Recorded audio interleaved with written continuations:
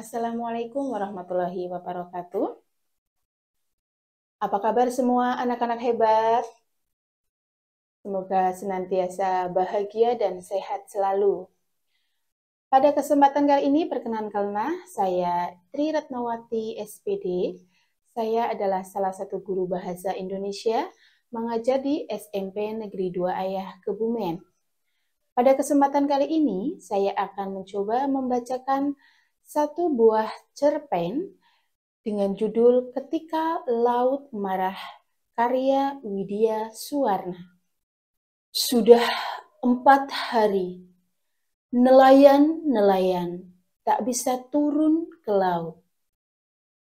Pada malam hari, hujan turun lebat, gemuruh gelombang, tiupan angin kencang di kegelapan malam, seolah-olah memberi tanda bahwa alam sedang murka.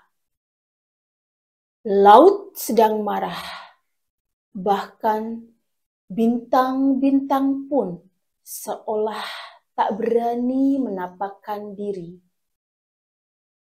Nelayan-nelayan miskin yang menggantungkan rezekinya pada laut setiap hari bersusah hati.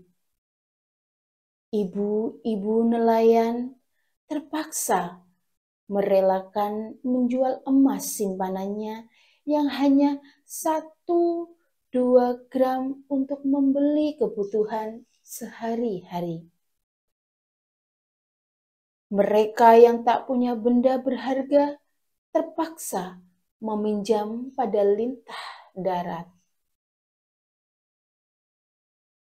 Namun, selama hari-hari sulit itu, ada pesta di rumah Pak Yus. Tak ada yang menikah, tak ada yang ulang tahun. Dan Pak Yus juga bukan orang kaya. Pak Yus hanyalah nelayan biasa seperti tetangganya.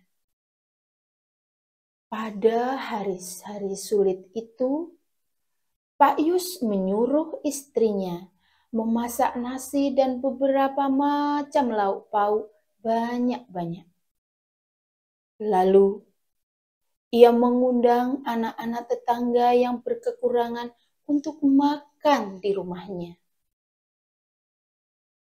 Dengan demikian, rengek tangis anak yang lapar tak terdengar lagi. Diganti dengan perut kenyang dan wajah berseri-seri. Kini tibalah hari kelima. Pagi-pagi, Ibu Yus memberi laporan. Pak, uang kita tinggal 20.000. Kalau hari ini kita menyediakan makanan lagi untuk anak-anak tetangga, besok kita sudah tak punya uang lagi. Belum tentu nanti sore Bapak bisa melaut. Pak Yus terdiam sejenak. Sosok tubuhnya yang hitam kukuh melangkah keluar rumah, memandang ke arah pantai, dan memandang ke langit. Nun jauh di sana, segumpal awan hitam menjanjikan cuaca buruk nanti petang. Kemudian, ia masuk ke rumah dan berkata mantap, "Ibu pergi saja ke pasar dan berbelanja. Seperti kemarin, ajak anak-anak tetangga makan di rumah. Urusan besok jangan dirisaukan." Ibu Yus pergi ke dapur dan mengambil keranjang pasar. Seperti biasa, ibu patuh dari perintah suaminya. Selama ini, Pak Yus sanggup mengatasi kesulitan apapun. Sementara itu, Pak Yus masuk ke kamar dan berdoa. Ia mohon agar Tuhan memberikan cuaca yang baik nanti petang dan malam. Dengan demikian, para nelayan bisa pergi ke laut, menangkap ikan dan besok ada cukup makanan untuk seisi desa. Siang harinya, anak-anak makan di rumah Pak Yus. Mereka bergembira. Setelah selesai, mereka menyalami Pak dan Bu Yus lalu mengucapkan terima kasih. Pak Yus, apakah besok kami boleh makan di sini lagi? Seorang gadis kecil yang menggendong adiknya bertanya. Matanya yang besar hitam memandang penuh harap. Ibu Yus tersenyum sedih. Ia tak tahu harus menjawab apa. Tapi dengan mantap, dengan suaranya yang besar dan berat, Pak Yus berkata, "Tidak, Tini. Besok kamu makan di rumahmu dan semua anak ini akan makan enak di rumahnya masing-masing." Titi dan adiknya tersenyum. Mereka percaya pada perkataan Pak Yus. Pak Yus nelayan berpengalaman.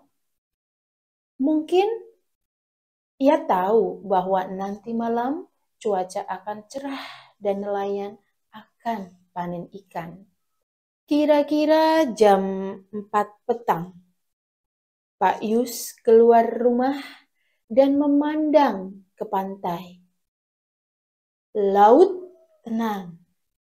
Angin bertiup sepoi-sepoi dan daun pohon kelapa gemerisik ringan.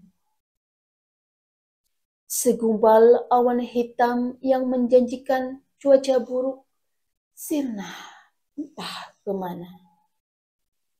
Ia pergi dan pamit. Malam itu, Pak Yus dan para tetangganya pergi melaut. Perahu meluncur tenang. Para nelayan berhasil menangkap banyak ikan.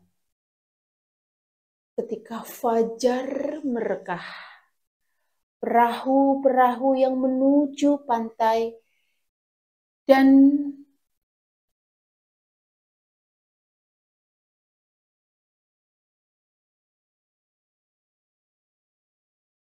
perahu-perahu mereka yang menuju pantai dan disambut oleh para anggota keluarga dengan gembira.